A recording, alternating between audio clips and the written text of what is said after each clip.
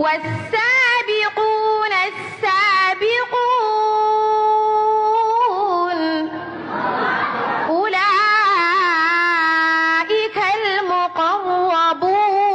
المقربون في جنات النعيم ثلة من الأولين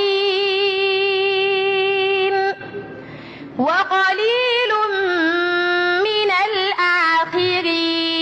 الآخرين على سرر موضونة متكئين عليها متقابلين يطوف عليهم ولدان مخلدون بأكواب وأباريق وكأس من معين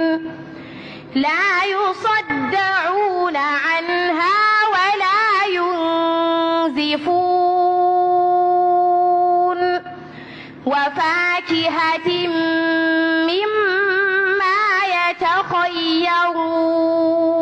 يتخيرون ولحم طير مما يشتهون وحور عين كأمثال اللؤلؤ المكنون جزاء بما كانوا يعملون